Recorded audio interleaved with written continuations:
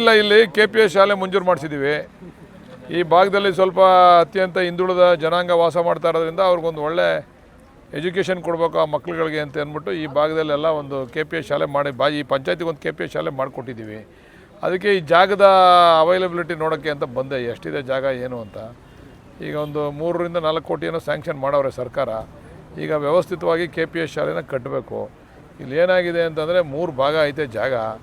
ಹಿಂದೆ ಏನೋ ದಾನಿಗಳೇನೋ ಕೊಟ್ಟರೆ ಅವ್ರ ಹೆಸರು ಹಾಕ್ತೀವಿ, ದಾನಿಗಳಿಗೆ ಕೊಡ್ತೀವಿ ಅಂತ ಹೇಳೋರು, ನೋಡುವ ಕೊಟ್ಟರೆ ಅವ್ರ ಹೆಸರು ಹಾಕ್ತೀವಿ, ಇಲ್ಲದೆ ಇರೋ ಜಾಗದಲ್ಲೇ ಅಡ್ಜಸ್ಟ್ ಮಾಡಿ ಬಿಲ್ಡಿಂಗ್ ಕಟ್ತೀವಿ. ಚಕ್ರಬಾವಿದು ಇನ್ನೊಂದು ಸಹ ಬರ್ತೀನಿ. ಚಕ್ರಬಾವಿಲಿ ಜಾಗ ಇದೆ, ಅಲ್ಲೇನು ಸಮಸ್ಯೆ ಇಲ್ಲ. ಚಕ್ರಬಾವಿಲಿ ಜಾಗ ಇದೆ.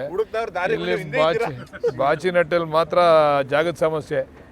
ಮುಖ್ಯಮಂತ್ರಿಗಳದ್ದು ಉದ್ದೇಶ ಏನು ಅಂದರೆ ಒಂದು ಒಳ್ಳೆ ನಮ್ಮ ಮಕ್ಳುಗಳಿಗೂ ಕೂಡ ಇಂಗ್ಲೀಷ್ ಮೀಡಿಯಂ ಎಜುಕೇಷನ್ ಕೊಡಿಸ್ಬೇಕು ಅಂತಕ್ಕಂಥ ಉದ್ದೇಶ ಇಟ್ಕೊಂಡು ಪಂಚಾಯತಿಗೊಂದು ಈ ಥರ ಶಾಲೆಗಳು ಮಾಡಿ ನಾವು ವೆಹಿಕಲ್ನೂ ಬಿಡ್ತೀವಿ, ಬಸ್ನೂ ಬಿಡ್ತೀವಿ.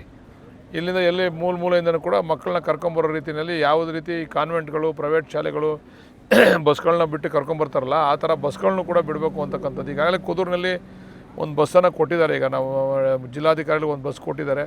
ಈಗಲೂ ಒಂದು 2 ಬಸ್ನ ಕೇಳ್ತಾ ಇದ್ದೀವಿ, ತಿಪ್ಸಂದ್ರ ಮತ್ತು ಸಂಕಿಘಟ್ಟಕ್ಕೆಲ್ಲ. ಎಲ್ಲಿಗೂ ಕೂಡ ಬಸ್ಗಳನ್ನ ವ್ಯವಸ್ಥೆ ಮಾಡ್ತೀವಿ ಮುಂದಿನ ದಿವಸಗಳಲ್ಲಿ. ಯಾರಾದರೂ ದಾನಿಗಳೆಲ್ಲ ಮುಂದೆ ಬಂದು ಇಲ್ಲಿ ಓದಿರ್ತಕ್ಕಂಥ ವಿದ್ಯಾರ್ಥಿಗಳೇನಾರು ಬಸ್ಗಳನ್ನ ತಗೊಂಡ್ರೆ ಇನ್ನೂ ಕೂಡ ಒಳ್ಳೆಯದು. ಎಲ್ಲ ನಗ್ತಾರೆ ಸುಮ್ಮನೆ.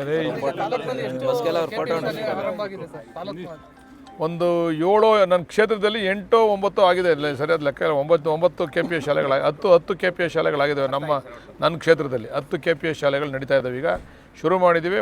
ಬಹುಶಃ ಈ ರಾಜ್ಯದಲ್ಲೇ ಮಾದರಿ KPS ಶಾಲೆ ಕುದೂರಿನಲ್ಲಿದೆ. ಕುದೂರಿನಲ್ಲಿರ್ತಕ್ಕಂಥ ಎಲ್ಲ ಅಕ್ಕಪಕ್ಕ ಶಾಲೆಗಳೆಲ್ಲ ಮುಚ್ಚಿ ಅಲ್ಲಿ KPS ಶಾಲೆಗೆ ಬರ್ತಕ್ಕಂಥ ವಾತಾವರಣ. ಒಂದು ಬಸ್ಸನ್ನು ಕೂಡ ಕೊಟ್ಟವ್ರು ಇವಾಗ ಸರ್ಕಾರದಿಂದ. ನಾವು ಕೂಡ ಪ್ರೈವೇಟಿಂದ ಬಸ್ಗಳು ಬಿಡ್ತಾಯಿದ್ದೀವಿ. ಮಾಡಿ ಒಂದು ಒಳ್ಳೆ ಶಿಕ್ಷಣವನ್ನು ಕೊಡ್ಬೇಕು ನಮ್ಮ ಮಕ್ಕಳಿಗೆ. ನಾವು ಇನ್ನೇನು ಕೊಡೋಕ್ಕಾಗಲ್ಲ. ನಮ್ಮ ಸರ್ಕಾರದ ಗುರಿ ಏನಂತಂದರೆ ಒಳ್ಳೆ ಶಿಕ್ಷಣ, ಒಳ್ಳೆ ಆರೋಗ್ಯ ಮತ್ತು ರೈತರಿಗೆ ಅನುಕೂಲ ಆಗ್ತಕ್ಕಂಥ ರೀತಿಯಲ್ಲಿ ಕಾರ್ಯಕ್ರಮಗಳು. ಇದನ್ನು ಕೊಡಬೇಕು ಅಂತಕ್ಕಂಥದ್ದು ನಮ್ಮ ಮುಖ್ಯಮಂತ್ರಿಗಳ ಚಿಂತನೆ. ನಾವು ಬೇರೆ ಏನು ಮಾಡಲಿಕ್ಕೆ ಆಗಲ್ಲ. ಅದಕ್ಕೆ ಒಳ್ಳೆ ಶಿಕ್ಷಣ, ಒಳ್ಳೆ ಆರೋಗ್ಯ ಕೊಡಬೇಕು ಅಂತ ತೀರ್ಮಾನ ಮಾಡಿದ್ದೀವಿ.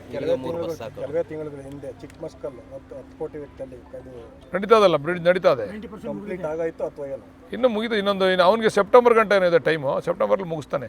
ಈಗ ಅಪ್ರೋಚ್ ರೋಡ್ಗಳಿಗೂ ಕೂಡ ಹಣ 5 ಕೋಟಿ ಸ್ಯಾಂಕ್ಷನ್ ಮಾಡಲಿಕ್ಕೆ ಕೊಟ್ಟಿದ್ದೀವಿ. ಅಪ್ರೋಚ್ ರೋಡ್ಗಳೆಲ್ಲ ಮಾಡಬೇಕು ಅಂತ, ಅದನ್ನು ಕೂಡ ಮಾಡಿಸ್ತೀವಿ.